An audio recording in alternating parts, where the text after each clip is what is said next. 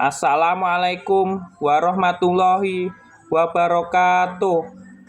Kami dari kelompok 10 akan mempresentasikan materi kami yang berjudul termoregulasi. Baiklah, kita perkenalkan anggota kelompok kami. Yang pertama ada saya sendiri, Muhammad Cahyo Wicaksono. Yang kedua ada Aileda Rahma. Dan yang ketiga ada Melsi Novitasari. Baiklah, untuk pemateri pertama akan dimulai dari Melsi. Kepada Melsi dipersilahkan. Pada materi ini saya akan menyampaikan apa itu termoregulasi pada hewan. Nah, termoregulasi adalah kemampuan yang dimiliki oleh hewan untuk mempertahankan panas tubuhnya. Pengaturan suhu tubuh atau termoregulasi. Pengaturan cairan tubuh dan ekskresi adalah elemen-elemen dari homeostasis. Dalam termoregulasi dikenal dengan adanya hewan berdarah dingin atau cold blood animal dan hewan berdarah panas warm blood animals. Nah, ahli-ahli biologi lebih suka menggunakan istilah ektoterm dan endoterm yang berhubungan dengan sumber panas utama tubuh hewan. Hewan ektoterm adalah hewan yang sangat bergantung pada suhu lingkungan luarnya untuk meningkatkan suhu tubuhnya, karena panas yang dihasilkan dari keseluruhan sistem metabolismenya hanya sedikit. Sedangkan hewan endoterm adalah hewan yang suhu tubuhnya berasal dari produksi panas di dalam tubuh yang merupakan hasil samping dari metabolisme jaringan. Nah, selanjutnya pengaruh suhu pada lingkungan hewan. Nah, suhu tubuh merupakan keseimbangan antara perolehan panas dari dalam metabolisme atau luar dengan kehilangan panas. Hewan yang mampu mempertahankan suhu tubuhnya dinamakan homeoterm, sedangkan hewan yang tidak mampu mempertahankan suhu tubuhnya disebut poikiloterm. Nah, homeoterm ini sering disebut hewan berdarah panas karena mampu menjaga panas suhu tubuhnya. Nah, pada hewan homeoterm ini suhunya lebih stabil. Hal ini dikarenakan adanya reseptor dalam otaknya sehingga dapat mengatur suhu tubuh. Sedangkan poikiloterm ini suhu tubuhnya dipengaruhi oleh lingkungan. Suhu tubuh bagian dalam lebih tinggi dibandingkan dengan suhu luar tubuhnya. Baiklah, untuk materi selanjutnya akan dibacakan oleh Aileda. Kepada Aileda dipersilahkan. Nah, selanjutnya yaitu interaksi panas antara hewan dan lingkungannya. Hewan mengalami pertukaran panas dengan lingkungan sekitarnya atau dapat dikatakan dengan berinteraksi panas. Interaksi tersebut dapat menguntungkan ataupun merugikan. Interaksi panas tersebut ternyata dimanfaatkan oleh hewan sebagai cara untuk mengatur suhu tubuh mereka, yaitu untuk meningkatkan dan menurunkan pelepasan panas dari tubuh atau sebaliknya untuk memperoleh panas.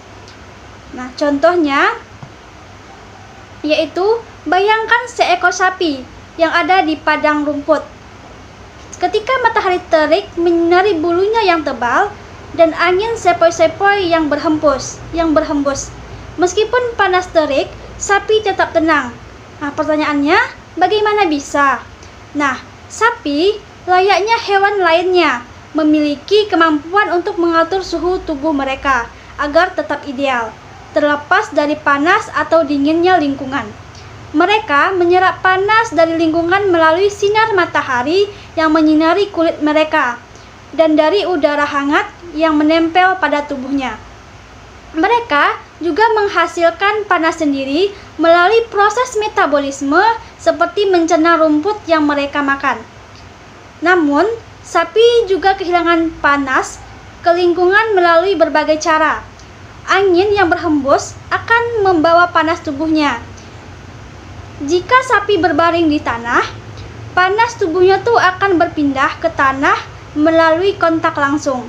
Sapi juga kehilangan panas melalui pernafasan karena udara yang dihembuskan lebih hangat daripada udara yang dihirup.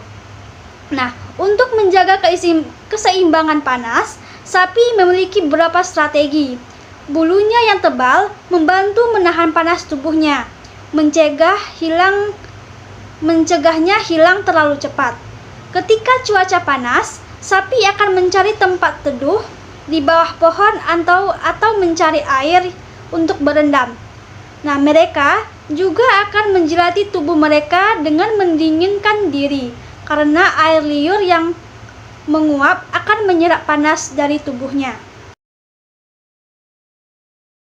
Nah, selanjutnya yaitu ada interaksi atau pertukaran panas antara hewan dan lingkungannya yang terjadi melalui 4 cara.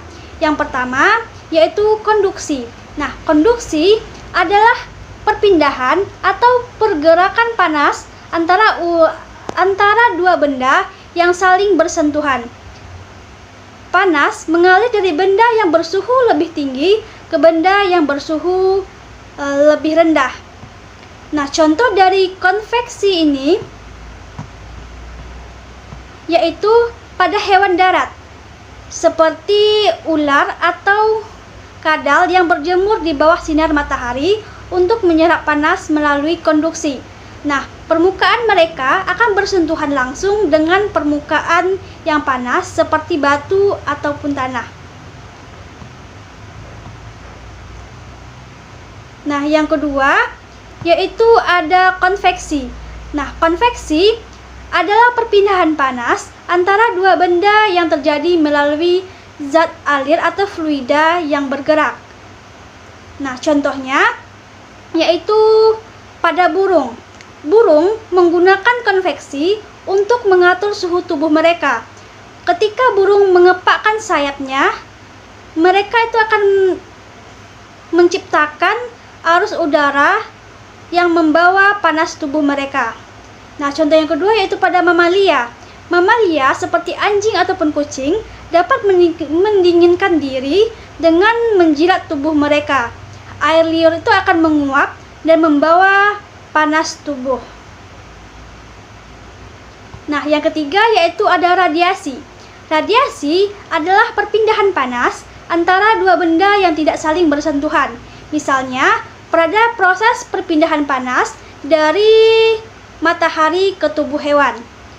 Yang keempat yaitu ada evaporasi. Nah, evaporasi adalah proses perubahan benda dari fase cair ke fase gas. Misalnya yaitu pada mekanisme ekspresi kelenjar keringat. Baiklah, untuk materi selanjutnya akan dibacakan oleh saya sendiri, yaitu jenis-jenis dan macam-macam adaptasi pada termoregulasi berbagai hewan. Yang pertama ada adaptasi morfologi. Adaptasi morfologi adalah penyesuaian pada organ tubuh yang disesuaikan dengan kebutuhan organisme hidup, misalnya seperti gigi singa dan harimau yang runcing dan tajam untuk makan daging. Sedangkan pada gigi sapi dan kambing tidak runcing dan tajam karena giginya lebih banyak dipakai untuk memotong rumput atau daun dan mengunyah makanan. Yang kedua, ada adaptasi fisiologi. Adaptasi fisiologi adalah penyesuaian yang dipengaruhi oleh lingkungan sekitar, menyebabkan adanya penyesuaian pada alat-alat tubuh untuk mempertahankan hidup dengan baik. Contoh adaptasi fisiologi adalah seperti pada binatang atau hewan unta yang memiliki kantung air agar tahan tidak minum di padang pasir dalam jangka waktu yang lama. Yang ketiga, adaptasi tingkah laku. Adaptasi tingkah laku adalah penyesuaian makhluk hidup pada tingkah laku perilaku terhadap lingkungannya, seperti pada binatang bunglon yang dapat berubah warna kulit sesuai dengan warna yang ada di lingkungan sekitarnya dengan tujuan untuk menyesuaikan diri. Terus, apa kesimpulan dari materi ini? Kesimpulannya adalah termoregulasi adalah proses pengaturan suhu tubuh agar tetap dalam kisaran yang optimal untuk fungsi fisiologis, meskipun terjadi perubahan suhu di lingkungan sekitar.